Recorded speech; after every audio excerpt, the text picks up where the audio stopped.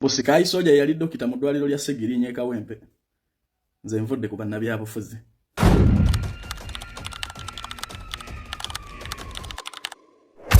Sikayi soja atasobola wadde okuwandiika erinnya lye yali akuba abantu empise mu ddwaliro lya Segirinnya Kawempe.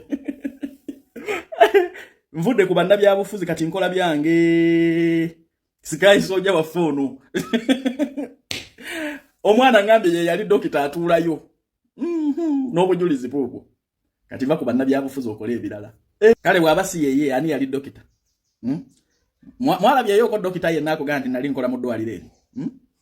Bannabyabufuzi baveeko. Okola ebirala olime bantu mwe mulime. Ne bantu mwe abanupo buferenga bungi. Mutemwinaako kituufu kye mukola. Niche tulaba kye mwakola ye kyamagezi okuzimba eddwaliro yalimu omusawo ye Sikayi soja nga ye dokita atuulayo. Milioni 3.5 nenzi wa Fifi Da Queen ne mugamba ayushua sagala waneno ku defaming abantu because abantu bavaayo ne yesiba ku muntu biko ebyo bintu bingi naga gundi yansi banenga bambi gundi tamubye ne mugamba do you have evidence ne mugamba do you have evidence nangamba namukasa I have evidence ne mugamba soko nsindikira oli okonzirire nansindikira messages nansindikira screenshots eza sente ze basindika ku bank M ngeri manyaga mbona amanyaga nabitengero Fiona. I don't know ne basindikako ne ku mobile money kati nze kyenebuuza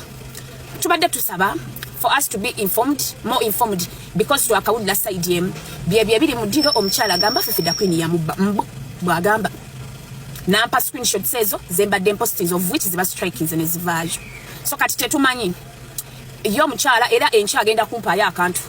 nina interview je nkoze naye ku simu era genda ku Megatron Media omanye engeri gye babbamu omukyala sente milioni 3.5 sente bwe zagwayo milioni 3.5 mbo Fifi Da Queen mbona mu blocking nteeka kombu because tunafuna side ya Fifi sisobola kiteeka onti kyankomeredde forever and ever in me ayinzo bayina kyamupangira okitegeera ekintu ekyo naye yagamba mbu Fifi Da Queen blocked her ne muganda we naba blocking ate bwe bagezezzaako reaching out to some people kati nga Rita Kagwa kati batandiso batiisatiisa. I don't know how true it is oba abantu babatiisatiisa bigambo byogi. I'm giving you second hand information. Omukyala byangamba bamuyita Fiona nabiki namubiki Fiona ne muganda we Shakira. Olinga amazi ye yatakitawo oyasamirira ezenkweze mulina ezo zezigenda okussa bwagwe kati olwo mu kiyumba mu bed space nedda ndi wakitaawo tuli Magombe twebase tukulaba ndi wakitaawo ndi ne kitaawo Magombe olinga amazi kati olwo gy'oli obona buli saawa Kyagulanyi era okedde Kyagulanyi weebaze Kyagulanyi okuliisa mbwagwe era Bobi Wine waviirawo waviira mu politics kisiraani gwe ogenda kulyawa nkubuuza Kyagulanyi omungambire nti alinga amazi naawe olinga amazi ga nnyoko kyova olaba Fulufiga yagamba nnyoko bakola ki Fulufiga yakuvumira nnyoko ye yatta kitaawo ate kituufu Fulufiga yakuvumira nnyoko ate olwaddayo n'osinika naye ebinnyo olina enkwe kisiraani gwe olabika gwe watta ne kitaawo gwe watta kitaawo Junior watta kitaawo mbwa gwe kalabe genda okumba abakadde emabega kiringa amazi genda okumba ennyoko ennyuma mbwa gwe olinga amatako olabika obusungu naawe genda okomba ennyoko ennyuma buli saawa Kyagulanyi ate n'osinika ebinnyo mannyoko genda omuli olinga amazi saawa nekyasaamirira oyasaamirira buli saawa Kyagulanyi yayakutira kitaawo ezenkweze mulina mu famire ezo zezibassa mu nsi ensibuko y'empisa embi bwavi nze teri kintuzuula kunvuma n'ekinnuma ekinnuma kyokka butaba na ssente nze buli wenkeera nga siina ssente ne kati onvume ssente nina neeyagala kati ogenda kuŋŋamba ki munaku gwe nze siina budde buddamu banaku osobola okunvuma n'osulawo siina budde bw'abanaku ekyo kitegedde ekyo toyina ssente obonaabona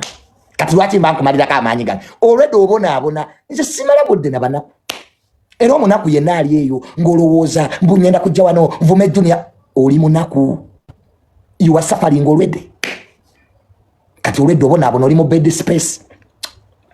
oyoza maziga abawalabu oŋŋamba eki mukazi wattu embeera embi gye mulimu naffe singa gye twalimu era bye twandikoze kazi chubulanze wano ku TikTok sibanyegira embere mbije mulimu naffe singa gye twalimu era gye twandikoze naye twebaza Katonda nti si gye tulimu mukitegedde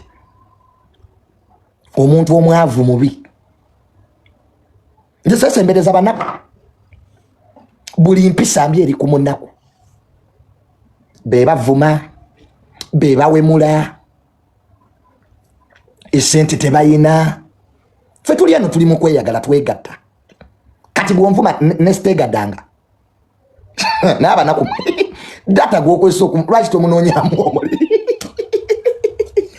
nyenda kwebaka mirembe negadange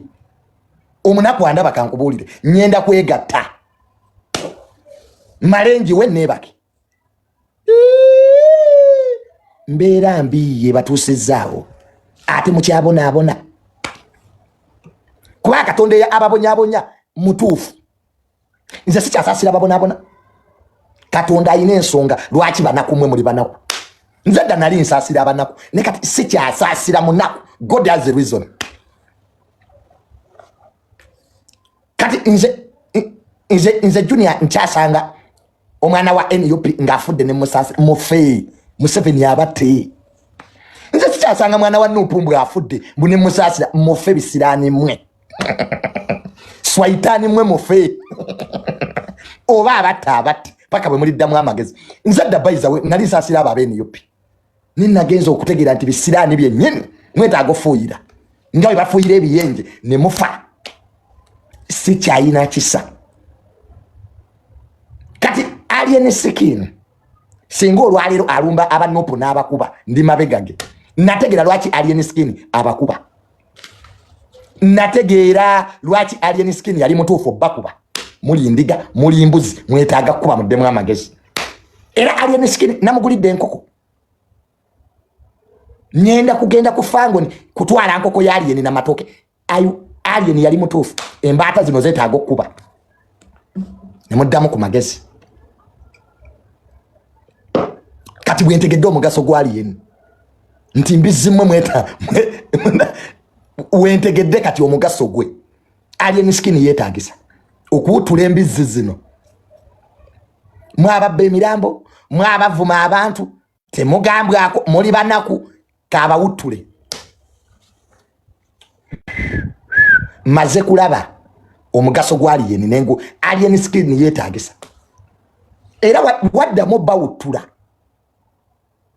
ndi mabegage bane bisirani byene yupi bino byetaaga okuba Museveni bane nakati nategeera lwaki Museveni ayino batta nategeera lwaki mbizimu ayino batta mwababba emirambo nemutuka n'okubba omulambo ogutali gwammwe ne mwekaliza ddala baana mmwe omuntu ne weekaza n'obba omulambo ogutali gugwo mbu kubanga mbo bamuwaka bane singa alien yaliwo n'abitukubira empuga nkunenyamu ekintu kimu butayita alien kubakuba bane alien skin singa yaliwo n'ankubira embwezo nga zibba omulambo buli linnya eryandiyise nandiriguze alien ne bwe yandibadde yali talina mafuta nandigamugulidde byali byetaaga okuba empuga kyenkunenyamu ekyo butayita alien skin ekyo kisawuda madada kyeyanditandikiddeko ebibeere bikiri empumumpu banensi ekikyanuma mpaka nakati alien skin butagenda masaka kubakuba bane njagala alien kaddamu bakuba nanga ntwale bane njagala y'omufu omulala afe alien skin amafuta gange I will pay for the fuel ogenda onkubira ebyana ebyo bane noonya omuntu anankubira abeene yoppi naye buno obukya buziba mwetaaga okuba baana mmwe n'oyo principal wammwe omuyaga nga kwali bane alien skin singa yaliwo yandisokedde ku ka principal n'akambula empale akabubweni kali keetaaga okuba enjaga n'ekaggwako osookera ku batudde maaso ku butebe oyo principal gw'otandike n'omubembe okwo ku manyuma n'adduka njaga n'emuggwako awozanze president yowawe oyo yali yeetaaga okuzinga omuggo ku manyuma oyo principal waboyo enjaga nemwamu kamabina bali balino bomu gokurubuta enjaga nemuyita mabina nategera ati alien wankola bubi nali nkusibiddeko naye ke tulinde omufu omulala nange nja kujja otandikira ka principal kabo kuba ne kadduka tewaba asigala enjaga yaabwe nebagwamu awe enjaga yaabwe ebagwamu oluddako nange muntu alimbikube sikyasasira edda nali nsasiramu ebyana bino ngamba banange abeneyo babakubye babasabulire ddala ate ekyo kigiri asikatongole ekyo ekiringiza abakazi nga banaaba ekyo kyo kyali kyetaga okwambula empale ekyo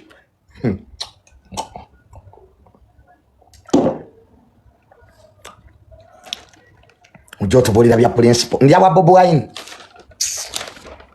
nze nkola mwene yopi yakumanyira gwe nzo principal mwezo omukuba empisa Bobi Wine tasobola kuyimirira wende kale if you want to know me bangambi nenda kwesimba Kampala Center banga muleta Lubongo ya muletire ddala principal gwe mba mpangula Lubongo ya taina mani gwe Bobi Wine gwe njagala nkuwangule bring muleta principal mukuba akalulu kati oyo principal ayinza wangulani if is man enough Bobi Wine jango nesimbeko oba oli musajja nkukuba akalulu hands down mara kwa mubeera awo mbintu byamwe ebya drama njagala kwesimba ku principal yennyini mukuba akalulu Museveni yabalema mumuleke mudde kati kunze mukuba akalulu nenjaga emugweko esadali mugweko kati zenga nesi Bobi Wine enzo kumpangula oyo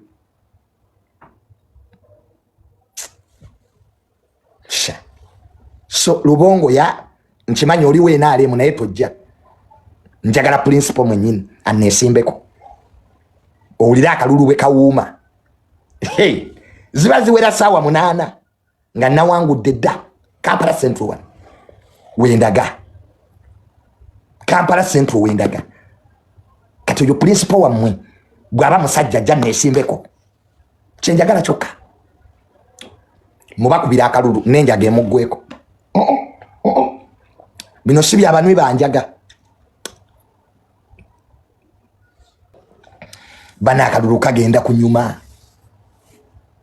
Junior Mwenkali Kampala Central gwe do you know me gwe ngandi kugula undi nze isi chairman yati dedda abere kito commission kasita bategedde enti nzija bonna batidde kati kadingo bakuwana nti oyina abantu katugenda laba abayina abantu kati olaba isi chairman ye yatidde dda kati ategwe kadingo mbo people power our power kuluno mujalaba people power entufu come contest me kuno mugenda laba people power entufu eye njaga je mubaddemu kati it's time to go eyo people power ye njaga eweddeko kati eriwo yabategeera kadingo kwate njaga yo ojize magere it's time for new things now ubu kadama dama obu butawooma bwembadde mukozesa ovuma abantu it's now done politics wako manyoka akomye oyo politics wokuvuma n'okuwemula abantu aweddewo those now bygones politics wokuvuma abantu kubba mirambo oyo agenze kati tuzze the real owners of the country fa abavubuka abatuufu kati baba wana mujjawulire emboko mu kalulu na sign nyenda kusigning endagaano n'alien skin people power nemboko yo people power nemboko yo people power nemboko yo yo mujalaba yo wait hey nemboko yo mboko ku mboko echa nonsense kadingo te wagenda kuba nonsense ngani mukalulu ka Kampala amagezi gembawa mugende mutungise amatundu bali mu mpale zammwe kwa junior I'm in direction ke kalulu kensoso kubaamu mbadde sesimbangawo. This is my first time to enter an election. Kati you will know me.